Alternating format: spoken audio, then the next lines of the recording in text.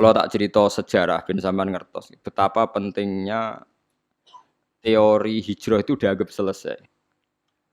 Ketika Fathu Mekah, kalau cerita itu tidak bosan-bosannya. Ketika Fathu Mekah itu tahun 10 Hijriah, disempurnakan oleh Abu Bakar. Klimaknya itu Mekah benar-benar dikuasai Sayyidina Umar. Sistem negara sudah jalan, negara dalam kendali Umar. Niku kanca-kancane Sayyidina Umar sing asli Mekah niku disurati. Yang sudah hidup di berbagai daerah. Ada yang zaman niku mun teng Azerbaijan, teng Tajikistan. Sing nanti suatu saat nanti jadi daerahnya Imam Bukhari sing terkenal Al-Jami' Shahih sing ngarang kitab Bukhari, anak turune. Mbok kamu sekarang ke Mekah saja. Karena sholat di Masjid Haram itu sebagaimana 1000 nopo sholat di masjid yang lain. Dan Mekah sekarang aman. Iki rungokno tenan. Mekah sekarang apa? Aman. Dan beberapa sahabat yang kelas 2, kelas 3 yang tidak akabiri sahabat, banyak juga yang pindah ke Mekah. Apa yang terjadi? Di Mekah bangga mereka karena fi ardil haram. Baitullah. Tapi apa yang disarankan oleh sahabat-sahabat senior kayak Salman Al-Farisi? Dimatikan teori itu. Memang Mekah kota suci. Dan sholat di masjid Mekah sama dengan 1000 sholat. Tapi ilamu annal ardo lam utaqaddis ahad. Dan kamu harus tahu bumi itu tidak bisa mensucikan orang. Abu Jahal itu lahirnya di Mekah, kurang ajarnya di Mekah. Abu Lahab lahirnya di Mekah, kurang ajarnya di Mekah. Semua penduduk Mekah itu yang ngusir Nabi.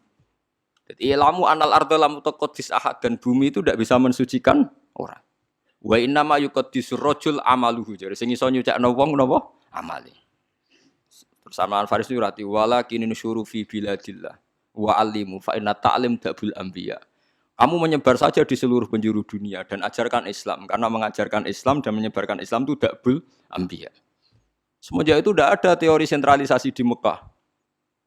Nah, delalah era Ali Muawiyah ada konflik. Ada konflik barokah luar biasa. Konflik Sayyidina Ali Muawiyah, sahabat-sahabat yang buatan derek-derek menuju Cina. Zaman itu memang Cina populer sekali. Nah yang menuju Cina itu terus ada yang tersesat ke Selat Malaka. Itu terus diantaranya muridnya Sayyidina Ali, urip teng Pasai, teng Aceh. Teng Sumatera lah yang jelas. Sehingga Islam di Aceh itu tua sekali. Karena rata-rata sejarawan yakin Islam di Aceh itu zaman sinten Sayyidina Ali. Jadi kue kuduro. Jadi akhirnya artinya andai kan teori hijrah itu dipakai, tentu semua ini haram karena menuju bumi yang belum menyembah Allah. Paham ya? Andai kan teori hijrah itu dipakai, berarti perjalanan ini haram semua kan dari Mekah Madinah malah menuju bumi yang belum menyembah Allah.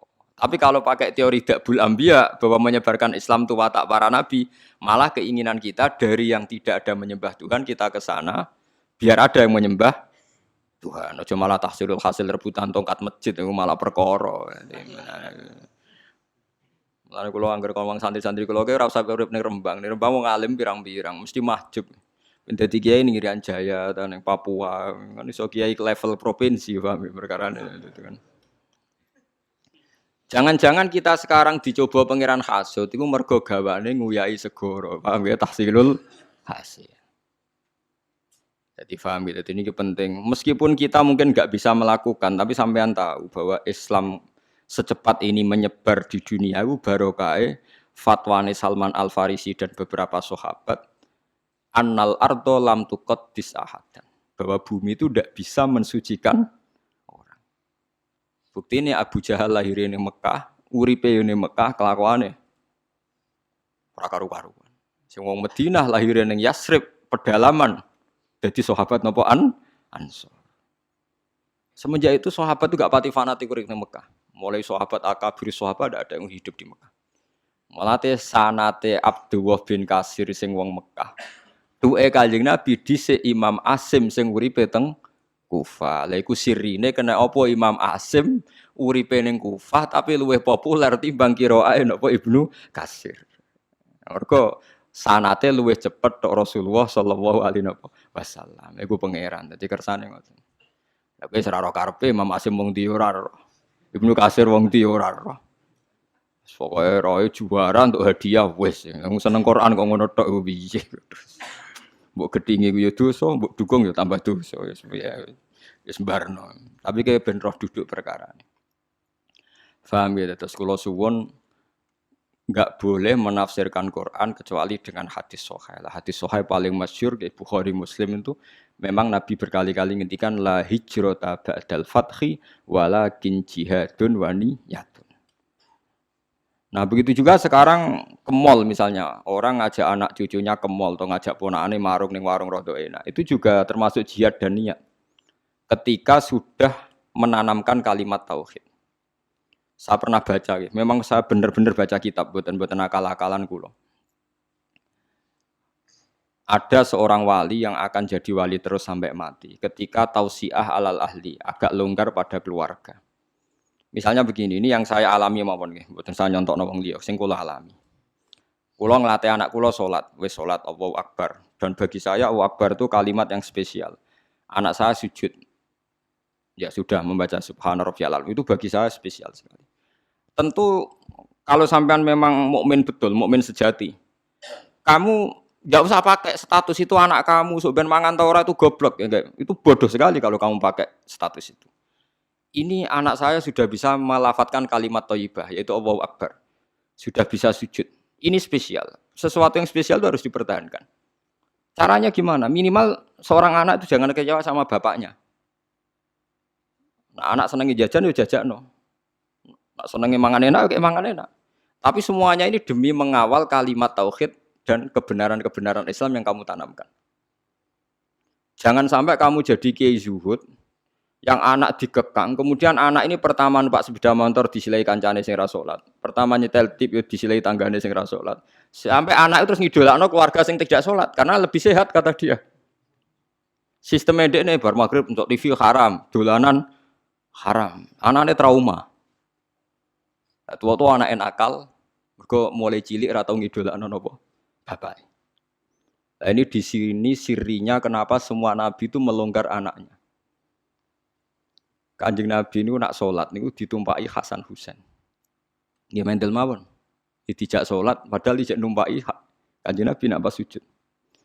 Bahkan kabeh ulama rawi mengatakan ketika malaikat Jibril janjian ambek Nabi mboten saged masuk karena ning solowongan tempat sarine Nabi wonten jiruan. Jiruan niku kirek. Anak asu cara mriki lho. Kirek. Jiruan niku asu. Mergo Hasan Husain niku dolanan napa? Asu. Saiki mulane anak kula niku dolanan pitik, dolanan wedhus mlebu kamar rata amuk. Ijek enteng dhewe dhisik Hasan Husain niku dolanan asu. Tapi itu tadi berangkatnya adalah ngawal tauhid. Jangan sampai anak kita ini kecewa oleh kita. Padahal kita tahu dia sudah punya sesuatu yang spesial yaitu kalimat nopo tauhid. Lagu sing disebut wa ja'alaha kalimatam baqiyatan fi aqibihi la'allahum yarjiun. Kowe nak pancen nabi tenan ulama tenan. Kalimat tauhid harus kamu jadikan kalimat yang abadi fi aqibih dalam turunan. Itu yang dilakukan Nabi Ibrahim. Makanya Nabi Ibrahim dikatakan bapak tauhid karena dia obsesinya satu. Pokoknya kalimat tauhid harus menjadi kalimat sing abadi fi aqibi ning turunane Ibrahim.